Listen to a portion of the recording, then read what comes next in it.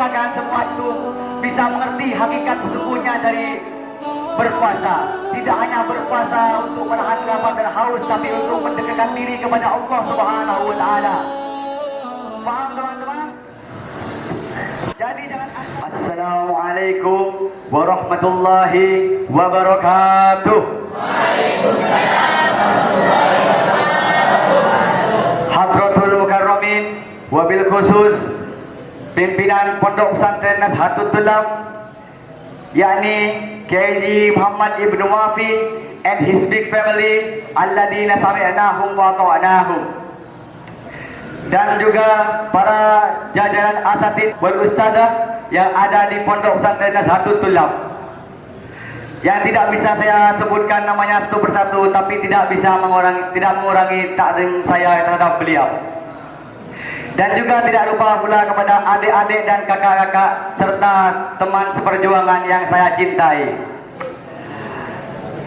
Para hadirin sekalian, pertama-tama marilah kita panjatkan puja dan puji syukur kita kehadirat Allah Subhanahu wa taala, yang mana Allah Subhanahu wa taala telah melimpahkan rahmat dan hidayahnya sehingga kita dapat berkumpul di suatu majlis yang insya-Allah penuh barakah ini. Amin amin ya rabbal alamin.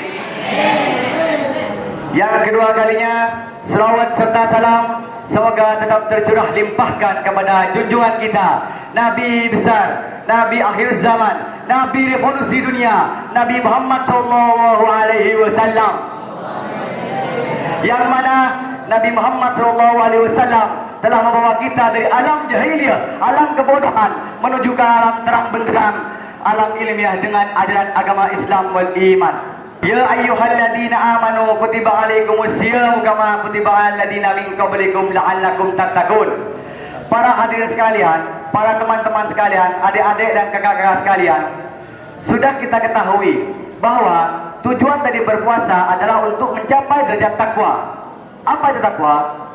Orang yang bertakwa adalah orang yang imannya senantiasa aktif membentuk dirinya, sehingga orang yang bertakwa itu dia itu bisa konsisten dan istiqomah dalam beribadah, berakhlakul karimah, dan terjauhi dari segenap dosa dan maksiat.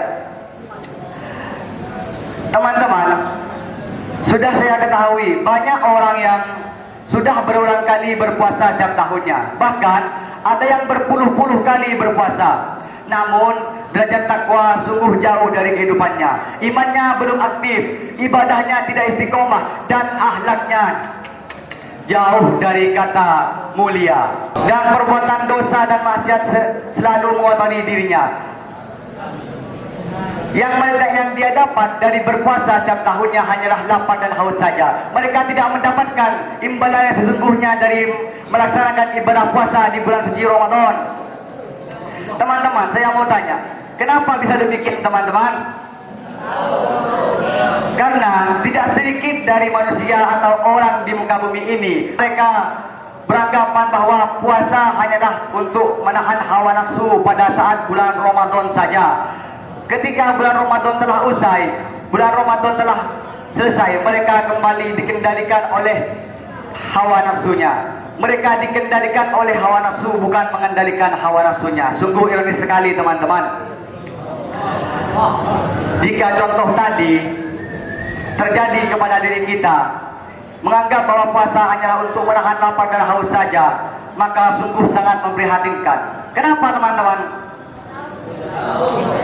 Karena jika kita menganggap puasa hanyalah untuk menahan lapar dan haus, maka kita tidak mengerti, tidak paham makna sesungguhnya dari hakikat berpuasa. Yang mana hakikat dari berpuasa tidak hanya untuk menahan lapar dan haus saja, namun hakikat dari berpuasa sesungguhnya adalah pengendalian secara total dengan kendali iman. Bukan hanya menjaga mulut dari makan dan minum saja, tapi menjaga lidah dari perbuatan yang tidak terpuji, seperti berbohong, bergibah, bergosip, mencaci maki lainnya, dan mengumpat. Itu tidak boleh dalam berpuasa. Berpuasa itu sebagai metode pengendalian mata, pengendalian penglihatan, atau dalam bahasa Arabnya itu ghadul basyar. Penglihatan dari melihat sesuatu yang diharapkan oleh Allah Subhanahu wa taala. Contohnya adalah melihat tontonan maksiat, melihat tontonan aurat dan lain sebagainya.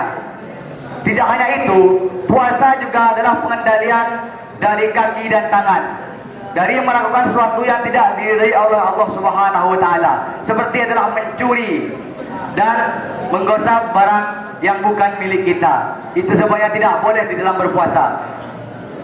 Rasulullah SAW pernah bersabda, barang siapa orang yang tidak bisa meninggalkan perilaku buruk dan perbuatan buruk, maka bagi Allah Subhanahu wa taala tidak ada gunanya dia meninggalkan makan dan minumnya, atau secara singkatnya tidak ada gunanya dia berpuasa kalau tidak bisa meninggalkan perilaku buruk dan perbuatan buruk di kehidupannya. Hadis riwayat Bukhari dari Abu Hurairah.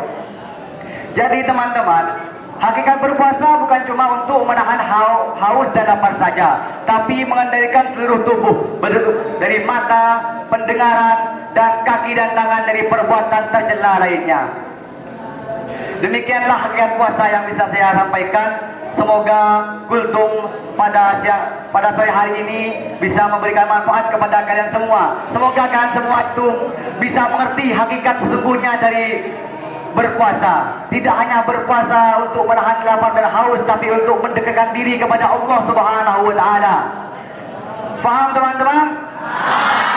Jadi jangan anggap puasa itu hanya untuk menahan lapar, tapi untuk metode mendekatkan diri kepada Allah Subhanahu wa taala. Okay, that is all for me. And I'm sorry if I have a mistake. Assalamualaikum warahmatullahi wabarakatuh.